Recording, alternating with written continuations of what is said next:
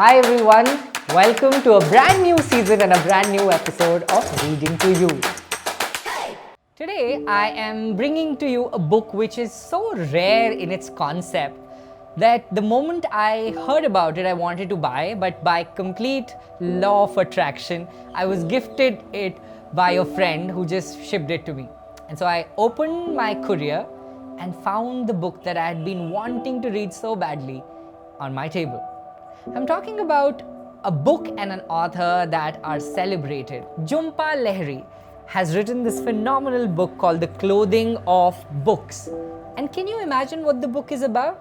It's really about the cover, just the simple cover of a book. And the entire book is really the importance, the essence of putting a cover together on a book. And I thought about that. I said, who writes about that? Everybody writes about pages, what's inside the book.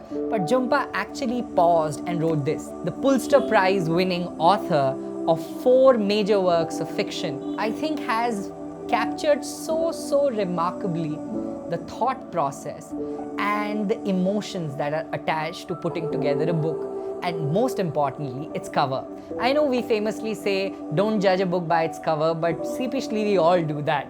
And Jhumpa unpacks it when she writes chapter to chapter, her own memories, her own association, and her own understanding and interpretation of a book cover. In one of her chapters titled Why a Cover, she writes, the definition of the word copertina, cover, in my Italian dictionary is quite succinct. The paper or cardboard wrapper that covers a book, notebook or magazine.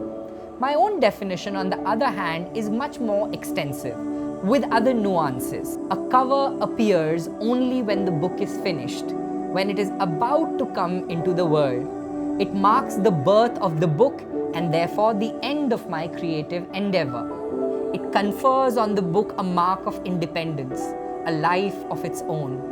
It tells me that my work is done. So while for the publishing house it signals the arrival of the book, for me it is a farewell. The cover signifies that the text inside is clean, definitive. It is no longer wild, coarse, malleable. From now on the text is filled, and yet the cover has a metamorphic function as well. It transforms the text into an object, something concrete to publish, distribute, and in the end sell. If the process of writing is a dream, the book cover represents the awakening. The news that a new cover is about to arrive elicits ambivalent emotions in me. On one hand, I am moved because I have successfully brought a book to conclusion. On the other hand, I fret. I know that when the cover makes its appearance, the book will be read. It will be criticized, analyzed, forgotten. Even though it exists to protect my words, the arrival of the cover, linking me to the public, makes me feel vulnerable.